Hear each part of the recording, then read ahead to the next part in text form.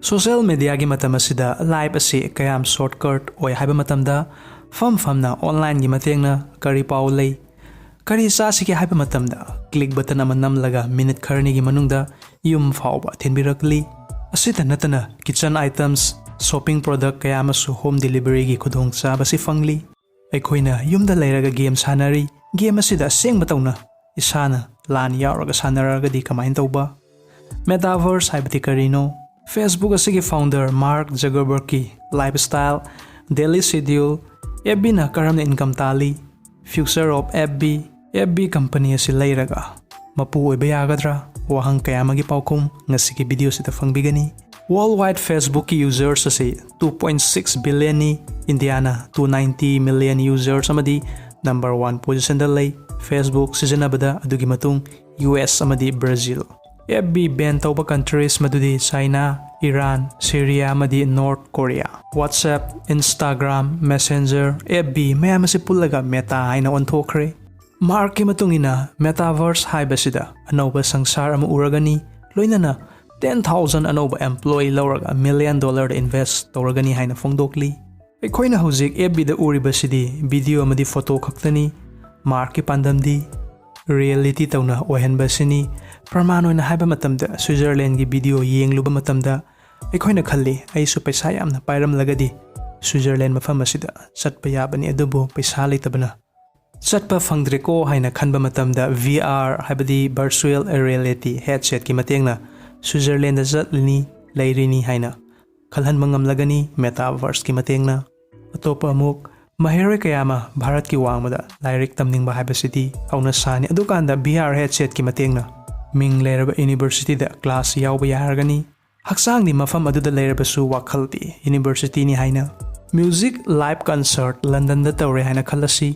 chatpa fangdraba su VR gi matengna mafam aduda asengba maki concert adu mayam ga punna yengminari haina khalagani hojik aikona game sanari asi screen da uriba adugi matungina sanari adubu Metaverse asidadi PUBG sanari haina khalasi adukanda isamak battleground aduda sanglaga lan aduda yawa yaragani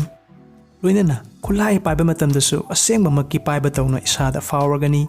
haiba technology mayam asi sahi manga hena sangba fawba yai akaknaba matam adudi haiba ngamde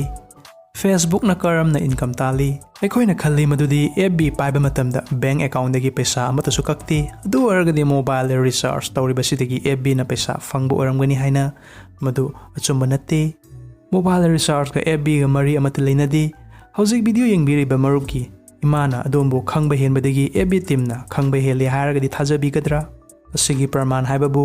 numidang FB natraga Instagram da dress ki matang da search torba matung next morning da dress ka mari leinaba advertisement kayama thengna biramgani maramdi Instagram Facebook WhatsApp ase Meta team da isagi details pumna maglay amadi khangi madudi asom se karamba miyoino kadai lay kari pami pamde haibagi data pumna maglay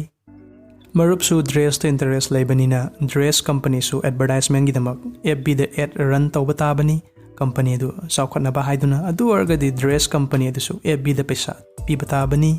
asumna FB asi advertisement dagi paisa talibani hojikti video gi marakta su ad hapli haibadudi khangbiri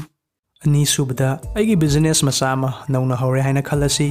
adugidamak FB da photo natraga video upload tawba matamda view yamna fanghande Meta teamna adukanda video adu boost tawbige paid tawba tagani haina notification lakpiramgani boost video asidagi su FB na income tali hojik 2022 fawbada FB gi net worth asi $958 billion ni Instagram net worth $102 billion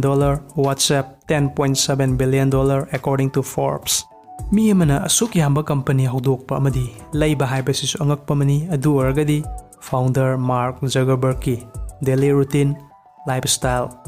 khangbasu maru oibanina Makha mu taminasi Mark ayuk pung 9 da hawgatli famungda leina Facebook Instagram WhatsApp check tawi kari anawba paw lei kadaida kari mafamda karamba apps ta soibel lei haiduna adugi matung Gym da exercise tawi amadi dogi amalay mingna bis dogi ga punna hapta amada ahumrak morning walk cheli adugi matung irujay Mark ayamba gray color gi t-shirt amadi jeans ta oina ubiramgani design sa manaba gray color gi t-shirt mapan henalay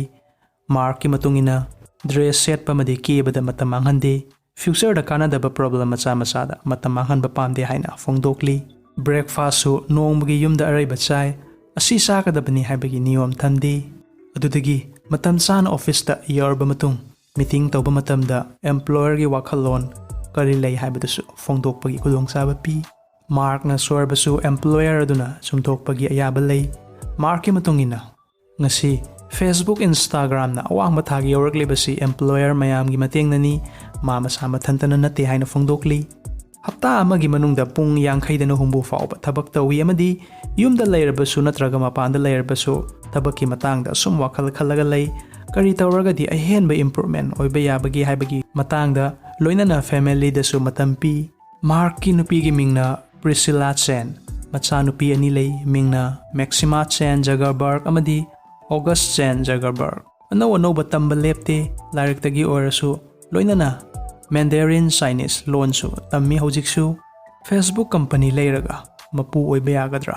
ꯍꯧꯖꯤꯛ FBꯒꯤ market ꯀꯦꯞ ꯑꯁꯤ $923.27 billion ꯅꯤ꯫ FBꯒꯤ ꯃꯤꯡ ꯄꯟꯕꯗ ꯃꯌꯥꯝꯅ mark ꯖꯒꯔꯕꯔꯒ ꯅꯤꯡꯁꯤꯡꯉꯤ, ꯑꯗꯨꯕꯨ ꯇꯥꯕꯗ ꯉꯛꯄꯤꯒꯅꯤ ꯃꯗꯨꯗꯤ ꯐꯦꯁꯕꯨꯛꯇ ꯃꯥꯔꯛꯀꯤ share ꯑꯁꯤ 58% ꯈꯛꯇꯅꯤ꯫ ꯃꯔꯝ ꯑꯗꯨꯅ ꯃꯤꯑꯣꯏ ꯑꯃꯅ ꯁꯦꯜ ꯐꯅꯌꯥꯝꯅ ꯄꯥꯏꯔꯕꯁꯨ FB ꯀꯝꯄꯅꯤ ꯂꯩꯕ ꯌꯥꯔꯣꯏ, ꯑꯗꯨꯕꯨ ꯁꯦꯌꯔ ꯈꯔ ꯂꯩꯔꯒ ꯀꯝꯄꯅꯤ ꯑꯁꯤꯒꯤ ꯄꯥꯔꯠꯅꯔ ꯑꯣꯏꯕꯗꯤ ꯌꯥꯏ꯫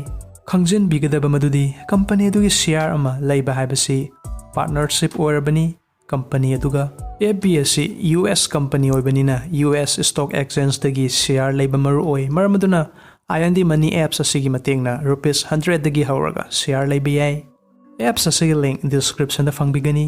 ꯉꯁꯥꯏ ꯃꯃꯥꯡꯗ ꯄꯟꯖꯈꯤꯕ ꯃꯦꯇꯥꯚꯔꯁꯀ ꯃꯔꯤ ꯂꯩꯅꯕ ꯁꯦꯌꯔ ꯈꯔ ꯃꯗꯨꯗꯤ: number 1 Matterport INC, number 2 Unity software INC, number 3 Meta platform INC, number 4 Nvidia corporation, ꯑꯃꯗꯤ ꯅꯝꯕꯔ 5 ꯐꯦꯁꯕꯨꯛ꯫ ꯍꯥꯏꯔꯤꯕ ꯁꯦꯌꯔ ꯃꯌꯥꯝ ꯑꯁꯤ ꯍꯧꯖꯤꯛ ꯂꯩꯁꯤꯜꯂꯒ ꯊꯝꯍꯧꯔꯒꯗꯤ ꯐ꯭ꯌꯨꯆꯔꯗ ꯀꯥꯟꯅꯕ ꯐꯪꯕ ꯌꯥꯏ꯫ ꯐꯦꯁꯕꯨꯛ ꯍꯥꯏꯕꯁꯤ ꯑꯁꯨꯛꯀꯤ ꯃꯇꯤꯛ ꯀꯥꯟꯅꯕ ꯁꯣꯁꯤꯌꯦꯜ ꯃꯤꯗꯤꯌꯥꯅꯤ, ꯃꯁꯤꯗ ꯀꯥꯏꯅꯈꯤꯕ ꯏꯃꯥꯟꯅꯕ ꯅꯠꯇ꯭ꯔꯒ ꯏꯃꯥꯟꯅꯕꯤ ꯃꯌꯥꯝ ꯑꯃꯕꯨ ꯑꯃꯨꯛ ꯎꯅꯍꯜꯂꯤ, ꯕꯤꯖꯤꯅꯦꯁ ꯇꯧꯕꯗꯁꯨ ꯀꯥꯟꯅꯕ ꯄꯤꯔꯤ, ꯑꯗꯨꯕꯨ ꯋꯥꯈꯜ ꯈꯟꯊꯕ ꯉꯝꯗꯕꯤ ꯈꯔꯅ ꯚꯥꯏꯔꯦꯜ ꯑꯣꯏꯍꯜꯂꯕ ꯃꯇꯨꯡ ꯐꯤꯜꯝ ꯅꯠꯇ꯭ꯔꯒ ꯃ꯭ꯌꯨꯖꯤꯛ ꯑꯦꯜꯕꯝ ꯀꯨꯝꯕ ꯐꯪꯅꯕꯅꯤ ꯍꯥꯏꯗꯨꯅ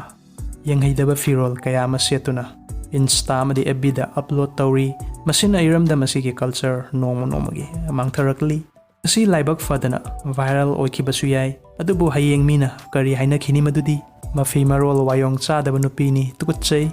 ꯑꯗꯨꯗꯒꯤ ꯃꯌꯨꯝ ꯄꯥꯜꯂꯕ ꯃꯇꯨꯡ ꯃꯆꯥꯁꯤꯡꯅ ꯍꯥꯟꯅꯒꯤ ꯐꯣꯇꯣ ꯅꯠꯇ꯭ꯔꯒ ꯚꯤꯗꯤꯑꯣ ꯑꯗꯨ ꯎꯕꯗ ꯁꯤꯗꯤ ꯃꯃꯥꯅꯤꯅꯦ, ꯃꯃꯥꯁꯤꯗꯤ ꯄꯨꯔꯥ ꯁꯟꯅꯤ ꯂꯤꯑꯣꯅꯤꯅꯤ꯫ ꯑꯗꯨꯗꯒꯤ ꯑꯍꯜ ꯑꯣꯏꯔꯀꯥꯟꯗ ꯃꯆꯥ ꯃꯁꯨ ꯃꯌꯥꯝꯅ ꯕꯣꯕꯣꯛꯁꯤꯗꯤ ꯍꯥꯟꯅꯒꯤ ꯍꯦꯂꯦꯟ ꯑꯣꯏꯔꯝꯕ ꯖꯥꯠꯅꯤꯅꯦ ꯍꯥꯏꯅ꯫ ꯁꯣꯁꯤꯌꯦꯜ ꯃꯤꯗꯤꯌꯥ ꯍꯥꯏꯕꯁꯤ ꯚꯤꯗꯤꯑꯣ ꯅꯠꯇ꯭ꯔꯒ ꯐꯣꯇꯣ ꯑꯃꯨꯛꯄꯨ ꯑꯞꯂꯣꯗ ꯇꯧꯈ꯭ꯔꯒꯗꯤ ꯄꯨꯟꯁꯤ ꯆꯨꯞꯄ ꯂꯩꯔꯒꯅꯤ ꯍꯥꯏꯕꯁꯤ ꯀꯥꯎꯕꯤꯒꯅꯨ꯫ ꯐꯣꯇꯣ ꯅꯠꯇ꯭ꯔꯒ ꯚꯤꯗꯤꯑꯣ ꯑꯗꯨ ꯑꯞꯂꯣꯗ ꯇꯧꯔꯕ ꯃꯇꯨꯡ ꯀꯔꯤꯒꯨꯝꯕ ꯃꯤꯑꯣꯏ ꯈꯔꯅ ꯁꯦꯌꯔ ꯇꯧꯈ꯭ꯔꯒꯗꯤ ꯗꯤꯂꯦꯠ ꯇꯧꯒꯦ ꯍꯥꯏꯕꯁꯨ ꯌꯥꯔꯣꯏ꯫ ꯑꯁꯤꯒꯤ ꯈꯨꯗꯝ ꯍꯥꯏꯕꯕꯨ ꯃꯤꯌꯥ ꯈꯥꯂꯤꯐꯥ꯫ ꯉꯁꯤ ꯃꯤꯌꯥ ꯈꯥꯂꯤꯐꯥꯅ ꯏꯟꯗꯁꯇ꯭ꯔꯤ ꯑꯁꯤꯗ ꯇꯣꯛꯂꯕꯁꯨ ꯚꯤꯗꯤꯑꯣ ꯀꯌꯥ ꯑꯃ ꯂꯩꯔꯤ ꯍꯧꯖꯤꯛꯁꯨ꯫ ꯊꯣꯛꯂꯤꯕ ꯊꯧꯗꯣꯛ ꯑꯁꯤ ꯏꯁꯥꯗꯁꯨ ꯊꯣꯛꯏ ꯍꯥꯏꯕ ꯂꯩꯇꯦ꯫ ꯚꯤꯗꯤꯑꯣ ꯑꯃ ꯑꯞꯂꯣꯗ ꯇꯧꯗ꯭ꯔꯤꯉꯩꯗ ꯋꯥꯈꯜ ꯆꯥꯝꯅ ꯈꯟꯕꯤꯌꯨ꯫ ꯁꯣꯏꯈ꯭ꯔꯕ ꯃꯇꯨꯡ ꯇꯛꯁꯤ ꯁꯣꯟꯕꯗꯨꯅꯗꯤ ꯀꯥꯟꯅꯔꯣꯏ, ꯃꯔꯝ ꯑꯗꯨꯅ ꯑꯐꯕ ꯐꯖꯕ ꯏꯁꯥꯒꯤ ꯀꯜꯆꯔ ꯗ꯭ꯔꯦꯁ ꯁꯦꯠꯄꯤꯔꯒ ꯍꯧꯒꯠꯂꯛꯂꯤꯕ ꯑꯉꯥꯡꯁꯤꯡꯕu ꯑꯐꯕ ꯂꯝꯕꯤꯗ ꯄꯨꯕꯤꯔꯒ ꯂꯨꯆꯤꯡꯕꯤꯌꯨ꯫ ꯉꯁꯤ ꯃꯥꯔꯛ ꯖꯒꯔꯕꯔꯒꯇꯒꯤ ꯑꯩꯈꯣꯏꯅ ꯇꯝꯖꯕ ꯌꯥꯕ ꯄꯔꯥꯗꯤ ꯃꯤ ꯑꯃꯅ ꯐꯅ ꯌꯥꯝꯅ ꯁꯛꯁꯦꯁ ꯑꯣꯏꯔꯕꯁꯨ ꯀꯃꯥꯏꯅ ꯍꯦꯟꯅ ꯁꯛꯁꯦꯁ ꯑꯣꯏꯕ ꯌꯥꯕꯒꯦ ꯑꯃꯗꯤ ꯃꯌꯥꯝꯒꯤꯗꯃꯛ ꯑꯍꯦꯟꯕ ꯀꯥꯟꯅꯕ ꯄꯤꯁꯤꯒꯦ꯫ ꯊꯕꯛ ꯕꯤꯖꯤ ꯑꯣꯏꯔꯕꯁꯨ ꯐꯦꯃꯤꯂꯤꯗ ꯃꯇꯝ ꯄꯤꯕꯤꯕ, ꯁꯦꯜ ꯌꯥꯝꯅ ꯄꯥꯏꯔꯦ ꯊꯕꯛ ꯆꯤꯜꯂꯦ ꯍꯥꯏꯗꯨꯅ ꯏꯁꯥꯒꯤ ꯅꯨꯄꯤ ꯑꯉꯥꯡꯗ ꯃꯇꯝ ꯄꯤꯕꯤꯗ꯭ꯔꯒꯗꯤ ꯅꯨꯄꯤ ꯑꯗꯨꯒꯤ ꯋꯥꯈꯜ ꯍꯣꯡꯂꯛꯀꯅꯤ, ꯑꯉꯥꯡ ꯑꯗꯨꯒꯁꯨ ꯅꯨꯡꯁꯤꯅꯕꯒꯤ ꯃꯔꯤ ꯋꯥꯠꯂꯛꯀꯅꯤ꯫ ꯃꯥꯔꯛ ꯔꯤꯒꯨꯂꯔ ꯑꯦꯛꯁꯔꯁꯥꯏꯖ ꯇꯧꯏ, FBꯗ ꯁꯨꯔꯤꯕ ꯑꯦꯝꯄ꯭ꯂꯣꯌꯔ ꯃꯌꯥꯝꯕꯨ ꯔꯦꯁꯄꯦꯛ ꯇꯧꯏ, ꯂꯣꯏꯅꯅ ꯐꯤꯔꯣꯜ ꯁꯦꯠꯄ, ꯕ꯭ꯔꯥꯟꯗꯦꯗ ꯗ꯭ꯔꯦꯁ ꯂꯩꯕ ꯑꯁꯤꯒꯨꯝꯕꯗ ꯃꯇꯝ ꯃꯥꯡꯍꯟꯗꯦ꯫ ꯃꯥꯔꯛꯀꯤ ꯋꯥꯈꯜꯂꯣꯟ ꯑꯁꯤꯒꯤ ꯃꯇꯥꯡꯗ ꯀꯔꯤ ꯈꯟꯕꯤ ꯀꯃꯦꯟꯠꯁꯇ ꯊꯝꯕꯤꯔꯝꯃꯨ꯫ ꯆꯦꯅꯦꯜ ꯑꯁꯤꯗ ꯑꯅꯧꯕ ꯚ꯭ꯌꯨꯋꯔꯁ ꯌꯥꯎꯕꯤꯔꯒꯗꯤ ꯄ꯭ꯂꯤꯖ ꯅꯨꯡꯁꯤꯕꯤꯗꯨꯅ ꯂꯥꯏꯛ, ꯁꯤꯌꯔ, ꯁꯕꯁꯀ꯭ꯔꯥꯏꯕ ꯑꯃꯗꯤ ꯑꯣꯜ ꯕꯦꯜ ꯕꯇꯟꯁꯨ ꯀ꯭ꯂꯤꯛ ꯇꯧꯕꯤꯌꯨ, ꯃꯔꯝꯗꯤ ꯅꯦꯛꯁꯀꯤ ꯚꯤꯗꯤꯑꯣꯗ ꯏꯁꯥꯒꯤ ꯃꯣꯕꯥꯏꯜ ꯅꯠꯇ꯭ꯔꯒ ꯀꯝꯄ꯭ꯌꯨꯇꯔꯗ ꯍꯥꯟꯅ ꯐꯪꯕꯤꯅꯕ꯫